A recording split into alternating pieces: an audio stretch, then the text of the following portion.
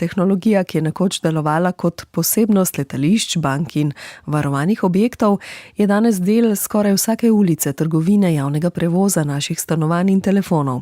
Če ste zdaj na cesti in se peljete v službo ali po opravkih, je velika verjetnost, da vas je ujela vsaj ena nadzorna kamera.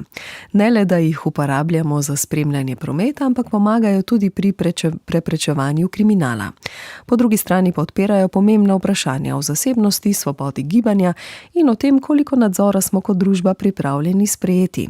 Koliko kamer nas v resnici spremlja, kdo ima dostop do posnetkov in kje je meja med varnostjo in pretiranim nadzorom. Ta in druga vprašanja odpira tokratni torkov kviz, nanje pa odgovarja Bernarda Škrabar-Damjanović, detektivka in mednarodna preiskovalka z več kot 20-letnimi izkušnjami, s katero se je pogovarjala Klara Eva Kukovičič.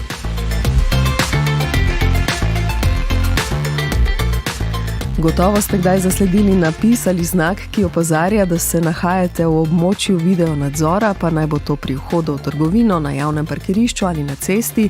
V večini primerov to vrstna obvestila kar spregledamo in se nanje ne oziramo. Prav zato tudi nimamo občutka, da nas nekdo spremlja, nadzoruje ali posega v naš osebni prostor. Gostja tokratnega torkovega kviza, Bernarda Škrabar-Damjanović, detektivka in mednarodna preiskovalka, pa ugotavlja, da sta neobčutljivost in nezavedanje, kdaj nas nekdo spremlja in kdaj ne, povezana s postopnim uvajanjem tovrstnega načina varovanja. V večini pa se ljudje ne zavedamo, ker nekako je to skozi neke bližnjo zgodovino, se postavljalo, ena kamera, druga, tretja, in zdaj tega toliko, da v bistvu večina nas sploh ni pozorna na to. Prav zato bomo nekaj pozornosti tej temi namenili v naslednjih minutah in nadaljevali z dejstvom, da mora obstajati jasen namen, da nas nekdo lahko pravičeno snema ali nadzoruje v javnem prostoru. Se pravi, mi kot posameznik, ko smo izstopili iz svojega doma, kjer tudi pričakujemo zasebnost, smo se te zasebnosti odrekli.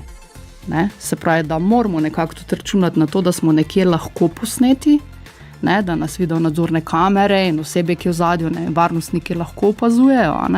Je pa odvisno točno, kje se snema. Se pravi, za nek namen konkreten, ne more biti se splošno, načeloma to za zaščito premoženja oziroma lastnine, v trgovinah, na nekih površinah, ki so zaščitene, neka skladišča in tako naprej. Se pravi, vedno mora biti nek namen v zadju, ki mora biti specifičen. Pa še to, te posnetki se potem uporabijo, če pride do kakšnega incidenta. Sicer pa se to čez določen čas dokaj hitro načeloma, ker nimajo te snemalniki neke dolgoročne kapacitete presname. In če se ob tem sprašujete, ali lahko zaprosite za podatke, kdaj in kje vas je ujela kakšna kamera, je odgovor sledeč. Ne. To bi bilo seveda, predstavljite si, da bi 100 ljudi zdaj zaprosilo za to, kje so pa nekoga posneli, na neki avtocesti od Ljubljane do Maribora ali pa tule po mestu, da jaz zahtevam, zdaj mi pa dajte te izpise oziroma posnetke, kje sem pač bila posneta, to je praktično nemogoče. Kdo pa ima dostop do teh podatkov? Se pravi, upravljalec sam, in mi kot posameznik, recimo, če grem na neko območje, tako kot ste rekli, v lasti države oziroma država to snema, nekaj se mi je zgodil, nekdo me je ukradel, poškodoval ali karkoli, zahtevam od upravljalca, torej za dotičen namen, zakaj, oziroma da lahko pridobi ta posnetek, se pravi za nek nadaljni postopek. Ja, tako je to. Z namenom varovanja pa se marsikdo odloči, da bo nadzorno kamero namestil tudi doma. V tovrstnih primerih moramo upoštevati Zakon o varstvu osebnih podatkov in GDPR, ki nas omejujeta pri tem, kaj smemo in česa ne.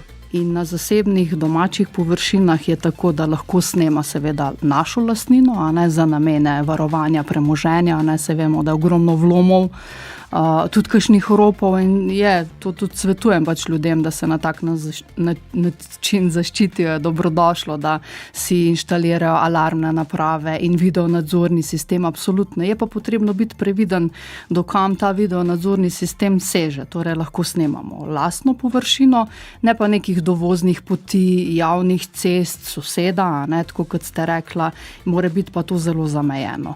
In pa tudi področje, ki ga snemamo, torej naše dvorišče, torej mora biti označeno, se pravi, da je zadeva pod video nadzorom, se pravi, jaz, ko pridem, kot poštar ali pa kot detektiv vročevalec, recimo na to območje, vem, da sem, ko grem od javne ceste do dvorišča, do vaših vrat, posneta. Ne samo stanovanja, vse bolj pomembna je tudi varnost in zaščita jeklenih konjičkov, zato marsikdo v svoje vozilo namesti kamero, ki snema vožnjo. Deljenje takšnih posnetkov je nedovoljeno in protizakonito, jih pa lahko porabimo kot dokazno gradivo v primeru raznih prometnih nesreč. Glih v petek se mi zgodila ena taka zadeva, seveda sem zelo terenski človek in potem šivam od sestankov, potem terenskega dela, pa na neko slavnostno večerjo smo šli zvečer, sem se na parkirišču zvečer ob 8 iz ene obleke preoblačila v drugo, hiter na brzino 5 minut in zraven je bila Tesla. In seveda ta Tesla je snemala vso okolico okrog sebe, in to sem potem ugotovila ko jaz pogledam noter čez okno drugega vozila, sem videla, zadeva se snema in seveda, če bi človek tak posnetek uporabil, bi bilo to absolutno protizakonito. Zdaj, eno bi bilo, da bi jaz ulomila potem v to vozilo, potem bi bilo to stvar nadaljnega dokaznega postopka, bi ta posnetek lahko bil kot dokaz, v tem primeru pa absolutno ne. Bernarda Škrabar-Damjanovič je sogovornica Klare Eve Kukovičič. Pogovarjali sta se o nadzornih kamerah, omenimo še nekaj omejitev, ki veljajo v primeru video nadzora, denimo nameščanje nadzornih kamer z namenom nadzora dela zaposlenih. Precejšnje omejitve pa veljajo tudi pri uvajanju video nadzora v vrtcih in domovih za ostarele. Ampak bolj kot samo namestitvijo nadzornih kamer bi se morali po mnenju tokratne sogovornice poučiti o pomenu kibernetske varnosti, sploh v primeru kamer za nadzor stanovanj. Kar mene skrbi skozi vse izkušnje leta dela na tem zasebno obveščevalnem področju, če želite, kako imajo upravljavci teh video nadzornih sistemov, zdaj zelo posplošujem, ampak vendarle je to ena zelo občutljiva, ranljiva točka, kako imajo zaščitene te sisteme, v kateri lasti so te videonadzori, oziroma kateri so proizvajalci te videonadzornih sistemov.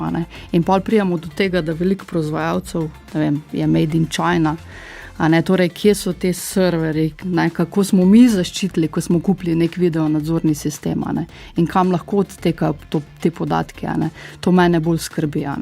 In imamo recimo določene spletne strani, eno bi izpostavila, ki je Shodan, tukaj imamo povezane potem te videonadzorne sisteme, oziroma so videonadzorni sistemi, ki so bili hackani, dostopni na tej spletni strani. In pol vidimo, da neka oseba, zdaj bom karikirala, v Nemčiji, ki je kupila ki se je namestila videonadzorni sistem, si snema notranjost, stanovanja, in vidimo, da se da prek te aplikacije dostopati do teh vsebin. Tako da tukaj bi se jaz bolj sprašvala, mi smo si kupili varnost, kupili smo si alarm, videonadzorni sistem, ampak kaj smo naredili od tukaj naprej, tudi tukaj je treba biti pozorna. A smo spremenili tista random gesla, ko so že bila prednastavljena?